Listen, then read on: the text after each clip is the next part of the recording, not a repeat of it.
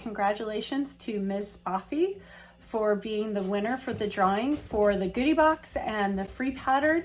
So Ms. Spoffy, if you could email me, my email is in my About Me section on my YouTube channel. I would love to get you the info on how to get your free pattern from Vintage Sewing Pattern Company and to send you the box of sewing goodies. Thanks. Congrats, Ms. Spoffy. Hi friends, and welcome back to another fun installment of Let's Make a Magyar Blouse. This time I'm going to make variation B with the bow on it, and my lovely friend Samantha is going to make version C, the center one, with the frilly neckline. So between the two of us, we will have made 4 of the 5 versions here. And if you look on our other video, you can see our how-to of how we did those. This one we're going to focus on the bow. And this is going to be a tutorial of how to make the blouse. Now, there's going to be some basic understanding here. I'm going to assume you know how to sew a straight stitch. I'm going to assume you know how to insert a zipper.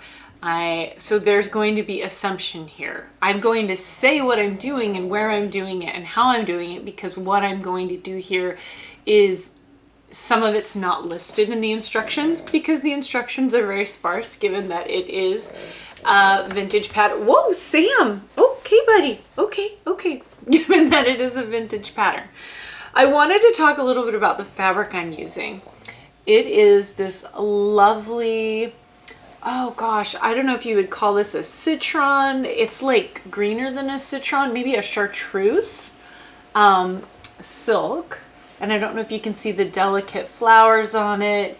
And there's not very much of it at all. And I want to read a little bit about it because a friend of mine gave it to me when she was cleaning out her sewing stash about a week ago.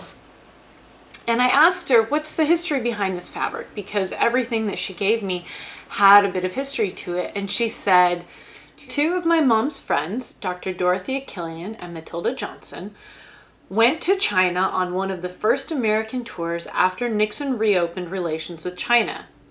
They knew that I sewed, so in addition to some jade jewelry and my ever-present red lacquer pendant, they brought back 4 yards of that silk. I tried to make it into a suit, but I never found the right pattern. I'm so glad it's finally going to be a creation. So I received about 1 yard of it from the original 4.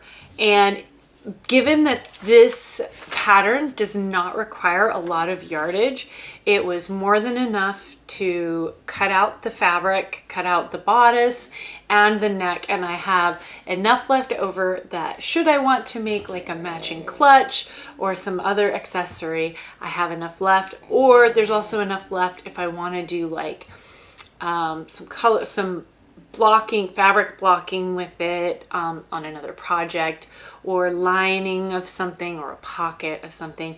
It's a beautiful silk, though I will say it frays like nobody's business and it's super slippy. So for doing a tutorial, I probably could have picked a better fabric, but I will say that right here, this is what we're going for. That is what we are going for, that bow blouse. I made this first version out of some leftover green stretch velvet that I had from the white Christmas outfit that I made. I had lots of green stretch velvet left over from the trousers because I didn't know if I was going to screw up and needed some. So I bought an extra yard. So I had a yard and I turned it into this lovely green stretch velvet top. It's very comfortable, and in the back I went with a button, and we're just going to do a simple closure just like this in the back of mine. So we're not going to do the loops and the multiple buttons. We're just going to do simple closure with 1 button with some stretchiness up here so that the neck will give way and won't choke us out. I will also at the end of this show you a little hint of Samantha's top when she's done. You will need to go to her channel to be able to see the completed project. And I just want to take one last minute to thank Samantha for doing this in collaboration with me, and also the Vintage Sewing Pattern Company for graciously giving us this lovely pattern. Oh, hi Rosie. Yes, I'm very happy to see you. And with that, let's get sewing. I did this whole lovely thing where I was showing myself cutting strips of bias, and of course I forgot to press record. So here are 1 3/4 wide bias strips that I cut, but I also have this existing bias tape that is vintage. It came in this package, and I wonder if it had been originally purchased to use with that fabric. If this had been the cutout version of this blouse, we would be doing the bias tape here, or self-bias. But with the bow version, you use the bias tape for facing on the inside and for facing on the sleeves and facing on the back. There's a part of me that really likes the idea of using this thin brown around the neckline and making it a pop of color on the blouse, and also doing it around the sleeves. I think it could lend a very interesting look to it all, but maybe that's also just me being lazy and not wanting to make bias tape one of the things that I really hate doing. So let's make the bias tape, and we'll set the brown aside for another day. I have stay stitched the neckline of all my pieces.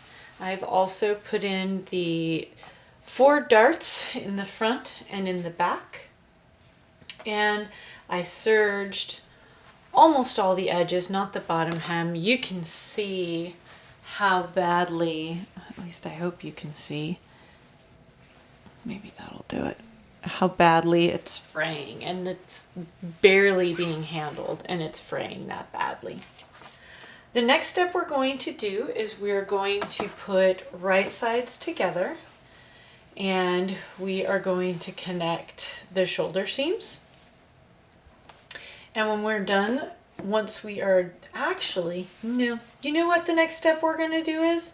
We're going to sew the back together so that we're not trying to finagle the shoulder seams and the back pieces flapping around and everything. So you can't see it very well because I serged over it, but there is a notch in the back. We are going to sew right sides facing from the notch to the very bottom, and then we're going to press it open and flat. I've stitched up the back seam up to that notch, and I pressed it, and when I pressed it out flat, come on, I also kept pressing it up here. Now you can stitch this down if you'd like. I don't feel any need to. I have not done it. As long as you have a nice crisp press on it, when you assemble the neck and put the little loop and the button on the neck, it will stay this way. So up to you to decide. I'm not going to press it. I think particularly with delicate fabric like this is fine. Wait, did I say I wasn't going to press it? I did press it. I'm not going to stitch it. I feel no need to stitch it down, but you can if you'd like. All right, I have sewn all the shoulder seams together and the side seams. Although the side seam where I'm going to insert the zip, I just did it in a stay stitch because I will be putting the zipper there. The other thing that I've done is, rather than use a facing for my sleeve here, I just have pressed this over once and then again, and I'm just going to stitch around there. I like the way it looks. It does make for a shorter sleeve, but as we've seen on my other ones, it works out just fine. Now that I've done that, I'm going to go through and I'm going to stitch this down on both of the sleeves, and then I'm going to insert this little short zipper so that I can get in and out of my shirt. I've hemmed it, I've inserted the zipper, And now I'm going to work on the neckline. So the reason I have serged this side of the tape is because, again, it frays like crazy. So I'm going to do right sides facing, and I'm going to stitch around, and then I'm going to understitch so that this stays flipped in. Then I will show closer detail of what I do on the neckline next, but I'm going to do back here just a little elastic loop and a button that matches this. In fact, I'm gonna go pick out that button now. Now it's time to construct the bow. We take the pieces and we sew them all right sides facing, and then as you can see here, we pop them out so that they do nice little points. And now I've got it at 4 times speed, so I think the whole thing probably took me about 15 minutes. And the bow is extremely fiddly, meaning there's no right or wrong way to do it. So I just kind of pleated these together, and these are the little ties that are going to hang down, and then I just brought the right sides facing on the long tube once you turn it over, and now I'm just going to hand sew once I pleat it together some more. So again, you're just gonna mess around with the bow and get it looking the way you want it to look. There's no real right or wrong way. And the instructions are basically just like, hey, make a bow. So that's me just kind of like putting the pieces on, seeing which side I want to be the top, which side I want to be the front, which side I want to be the back, how I want those to hang. And then I just hand sew them on. Everything with the bow, other than the initial making of each of the piece, is all hand sewn. And I did do some serging because, again, it frays like crazy. If you don't have a serger or an overlocker, you can also just use fray check or maybe a fabric that doesn't fray like nuts. There's no instruction. It just says put fabric over the middle of the bow. I don't even think it says to do that. It just doesn't have that piece. I just assumed it needed to be there. So I cut a piece about, you choose how wide you want it to be. I think mine was... once I folded the pieces in, it was about 1 inch wide, maybe 1.5 inches. Those are inch grid blocks beneath it. And I'm sorry, this is the first time I was using my new overhead camera stand. So there was a bit of a learning curve. And so there's a little bit of me going off screen at times. But as you can see, I just sewed it on and just made it really, oh, look, it looks so darling. And now we're gonna stick it on the blouse. And again, there's no instructions on where to put it on the blouse, so you can put it as high or as low as you want on the neckline. I found that lining up the top edge of the center bow thing with the top edge of the neck on both versions that I made worked really well for me. But you can put it lower if you want. The reason it worked really well, I think, is because one of the things I found I needed to do, and I'll show it a little bit on the next bit, is I tacked on the tops of each of the bows to the neckline, because otherwise the bow gets very droopy and hangs weird. So you can see that I'm stitching the bow all the way around. No rules, just whatever is going to make it stay on there, whatever is going to make it look nice. It also helps in making the bias tape look nice. And later on I talk about that if I had to do it all over again, I would have done an actual neck facing rather than bias tape. Or the bias that I created. I would just make an actual facing that was the same shape as the neckline of the blouse. So once you've got it all stitched around and really secure, there we go. Lay it out. Oh, look how cute it is. But the bows are going to be very, very floppy. So you're going to want to tack them up at the neckline. So here we go.